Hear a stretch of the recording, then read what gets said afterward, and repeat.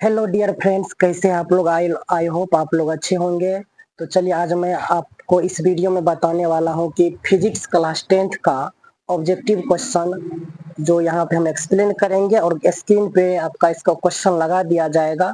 तो स्क्रीन पे आप लोग देखेंगे, ठीक है ना। तो यहाँ पे हम स्टार्ट करने वाले हैं। देखिए पहला क्वेश्चन को स्टार्ट कर रहे हैं कि स्क्रीन पर क्वेश्चन जो लगा हुआ होगा उसके अनुसार आप बनाइएगा। देखिए तो पहला नंबर का क्वेश्चन क्या हो जाएगा।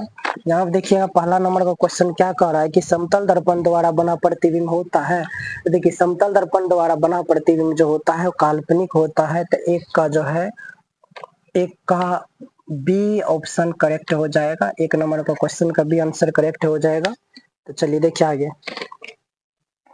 परावर्तन का कोण होता है। तो देखिए यहाँ पे 2 नंबर का क्वेश्चन जो एक्सप्लेन करते हैं कि 2 नंबर का क्वेश्चन क्या था। आप पढ़े होंगे कि ये कोई अगर समतल दर्पण ऐसे दिया गया है, इस पर से कोई आपतित किरण ऐसे आया, इधर से परावर्तित हो गया, कोई आपतित किरण हुआ इधर से परावर्तित हो गया और यहाँ पे एक अभिलंब खींचेंगे तो हो गया आपका परावर्तित किरण। कौन सा किरण? परावर्तित किरण। और ये हो गया आपका अभिलंब। तो परावर्तित किरण एवं अभिलंब के बीच में जो कोण बनता है, परावर्तित किरण एवं अभिलंब के बीच में जो कोण बनेगा तो यही कोण होगा। कौन सा कोण? परावर्तन कोण। तो 2 नंबर का जो ऑप्शन बन जाएगा आपका, 2 नंबर का डी ऑप्शन करेक्ट हो जाएगा। 2 नंबर का कौन सा ऑप्शन करेक्ट हो जाएगा? डी ऑप्शन करेक्ट हो जाएगा, ठीक है ना। चलिए 3 नंबर में देखिए क्या क्वेश्चन है। 3 नंबर में क्या कह रहा है कि प्रकाश के परावर्तन के कितने नियम होते हैं। देखिए प्रकाश के परावर्तन के 2 नियम होते हैं। तो यहाँ पे 3 का बी ऑप्शन करेक्ट हो जाएगा। चलिए दोस्तों, अच्छा लग रहा होगा तो वीडियो को लाइक करें और अपने यार दोस्तों के पास भी भेजें ताकि वो भी फायदा ले सके। चलिए 4 नंबर का देखिए। 4 नंबर का क्वेश्चन आते हैं कि निम्नलिखित में किस दर्पण द्वारा किसी वस्तु का वास्तविक प्रतिबिंब मिल सकता है। तो देखिए वास्तविक प्रतिबिंब सिर्फ आपका अवतल दर्पण के द्वारा ही होता है। तो यहाँ पे वास्तविक प्रतिबिंब हो जाएगा 4 नंबर का कौन सा क्वेश्चन। तो वास्तविक प्रतिबिंब जो बनता है मिलता है अवतल दर्पण द्वारा बनता है। तो 4 का बी ऑप्शन करेक्ट हो जाएगा। 4 का बी ऑप्शन करेक्ट हो जाएगा, ठीक है ना। तो चलिए स्क्रीन पे क्वेश्चन लगा हुआ होगा उसको भी देखिए और बनाने का कोशिश कीजिए। इसके बाद आगे देखते हैं 5 नंबर का क्वेश्चन क्या कह रहा है कि 5 नंबर का क्वेश्चन जो है इसमें समझिए कि 5 नंबर में क्या कह रहा है कि निम्न में किस दर्पण द्वारा किसी वस्तु का आभासी प्रतिबिंब प्राप्त किया जा सकता है। देखिए इसमें समतल ऑप्शन दिया गया है केवल समतल दर्पण द्वारा। तो समतल दर्पण द्वारा भी आपका आभासी प्रतिबिंब प्राप्त होता है। केवल अवतल दर्पण द्वारा यानी अवतल दर्पण के द्वारा भी आभासी प्रतिबिंब बनता है।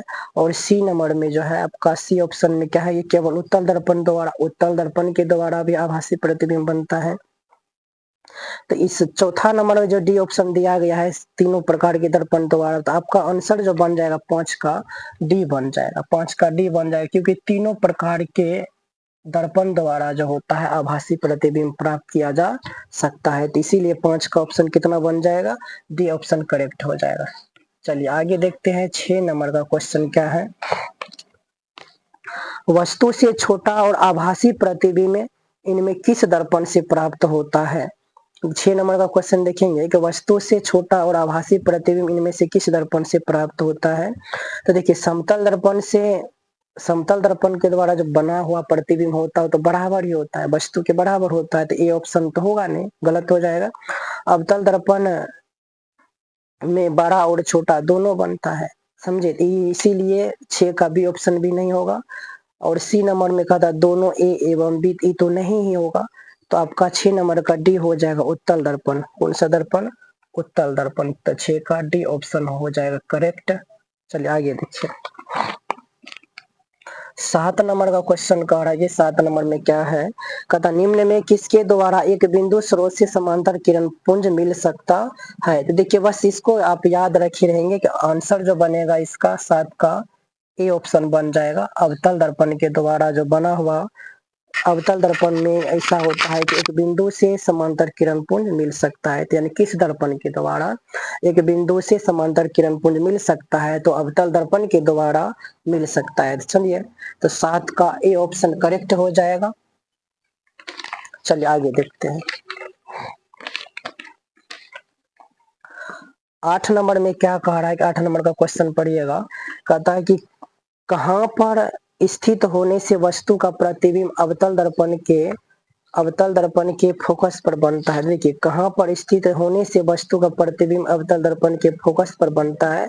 तो आप पढ़े होंगे कि अवतल दर्पण में कहां पे वस्तु को रखे जाते हैं कि उसका प्रतिबिंब फोकस पर बनता है। तो जब अवतल दर्पण में अनंत पर जब रखे जाते हैं वस्तु को तो उसका प्रतिबिंब कहाँ पे बनता है, फोकस पे बनता है। तो यहाँ पे आपका 8 नंबर का डी ऑप्शन हो जाएगा करेक्ट। 8 नंबर का कौन सा ऑप्शन करेक्ट हो जाएगा, डी ऑप्शन करेक्ट हो जाएगा। चलिए 9 नंबर का क्वेश्चन देखिए। कहता एक अवतल दर्पण में वस्तु की स्थिति फोकस और ध्रुव के बीच हो तो प्राप्त प्रतिबिंब होगा। तो देखिए फोकस और ध्रुव के बीच में हो तो प्राप्त प्रतिबिंब होगा। तो वस्तु को जो रखा गया है तो फोकस और ध्रुव के बीच रखा गया। तो यहाँ पे इसको समझिए क्या है कि एक कोई अवतल दर्पण बना लीजिए। अवतल दर्पण में क्या होता है कि परावर्तक सतह धंसा हुआ होता है। यह ध्रुव हो गया, या फोकस हो गया, या वक्रता केंद्र। तो यहाँ पे वस्तु को जो रखा गया है तो ध्रुव ये रहा, फोकस ये रहा, तो इसके बीच में वस्तु को रखा गया। तो इसका जो प्रतिबिंब बनता है दर्पण के पीछे बनता है, दर्पण के पीछे बनता है। और दर्पण के जब पीछे बनता है तो यहाँ से जब किरण खींचिएगा तो इसका प्रतिबिंब जो बनता है कहाँ बनेगा, दर्पण के पीछे बनता है। तो दर्पण के जब पीछे बनता है तो ये कैसा होता है, आभासी एवं वस्तु से बड़ा होता है। तो ऑप्शन नंबर क्या हो जाएगा, 9 का सी ऑप्शन बन जाएगा। 9 नंबर का कौन सा ऑप्शन करेक्ट हो जाएगा, 9 का सी ऑप्शन करेक्ट। 10 नंबर का क्वेश्चन देखिए क्या कहता है कि मोटर गाड़ी के चालक के सामने लगा रहता है तो समतल दर्पण, उत्तल दर्पण, अवतल दर्पण, एक पतला लेंस। तो इसमें बताया गया है कि 10 नंबर का क्वेश्चन देखिए क्या है। 10 नंबर में कि मोटर गाड़ी के चालक के सामने लगा होता है। तो मोटर गाड़ी का जो चालक होता है वो जो साइड मिरर, जैसे कोई बाइक है, बाइक के जो साइड में जो आईना होते हैं तो कौन सा आईना होते हैं आपका, वो उत्तल दर्पण होता है। कौन सा दर्पण होता है, उत्तल दर्पण होता है। जब गाड़ी का जो हेडलाइट होता है जिसमें रोशनी जिससे निकलते वो आपका अवतल होता है। जबकि साइड मिरर के रूप में देखने वाले होते हैं जो दर्पण उत्तल होता है। तो यहाँ पे 10 का कौन सा ऑप्शन बन जाएगा, बी ऑप्शन करेक्ट हो जाएगा। यहाँ पे हेडलाइट की बात नहीं की गई है, सामने लगा रहता है। तो जब बाइक चलाते हैं आप तो बाइक के इसी सामने में कौन सा लगा रहता है, दर्पण। आपके सामने में बैठते हैं तो सामने में कौन सा दर्पण रहता है, उत्तल दर्पण रहता है। तो 10 का भी ऑप्शन हो जाएगा। चलिए 11 नंबर का क्वेश्चन देखिए क्या कहता है कि उत्तल दर्पण द्वारा बना प्रतिबिंब होता है। देखिए उत्तल दर्पण द्वारा बना प्रतिबिंब जो होता है वो आभासी एवं सीधा होता है। आभासी कहिए कि काल्पनिक कहिए एक ही बात है। तो 11 नंबर का बी ऑप्शन करेक्ट हो जाएगा। 11 नंबर का बी ऑप्शन करेक्ट हो जाएगा। चलिए आगे देखिए 12 नंबर का क्वेश्चन है कि उत्तल दर्पण द्वारा बना प्रतिबिंब होता है। तो देखिए उत्तल दर्पण द्वारा बना प्रतिबिंब होता है। ऑप्शन देखते हैं कि हमेशा सीधा, हमेशा उल्टा, सीधा भी एवं उल्टा भी। तो उत्तल दर्पण के द्वारा बना प्रतिबिंब जो होता है वो सीधा होता है। तो यहाँ पे 12 नंबर का कौन सा ऑप्शन बन जाएगा, ए ऑप्शन करेक्ट हो जाएगा। चलिए 13 नंबर का देखिए क्वेश्चन क्या है, कहता है 13 नंबर में दाढ़ी बनाने में किस प्रकार के दर्पण का उपयोग किया जाता है। तो देखिए दाढ़ी बनाने के लिए जो दर्पण यूज करते हैं वो अवतल दर्पण का प्रयोग करते हैं। तो यहाँ से 13 नंबर का बी ऑप्शन करेक्ट हो जाएगा। 13 का बी ऑप्शन करेक्ट हो जाएगा। अगला देखिए 14 नंबर का क्वेश्चन क्या है कि अवतल दर्पण की फोकस दूरी होती है। देखिए अवतल दर्पण की जो फोकस दूरी होती है वो ऋणात्मक होती है। तो यहाँ पे कौन सा ऑप्शन में ऋणात्मक दिख रहा है, तो 14 का बी ऑप्शन करेक्ट हो जाएगा। 14 का बी ऑप्शन करेक्ट हो जाएगा, ठीक ना। तो चलिए आगे और देखते हैं।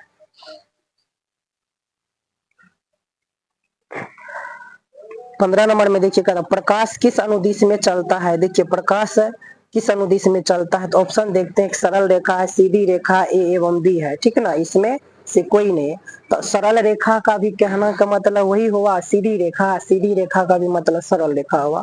तो यानी 15 का सी ऑप्शन बन जाएगा। 15 नंबर का कौन सा ऑप्शन बनेगा, 15 नंबर का सी ऑप्शन करेक्ट हो जाएगा। चलिए 16 नंबर का क्वेश्चन देखते हैं।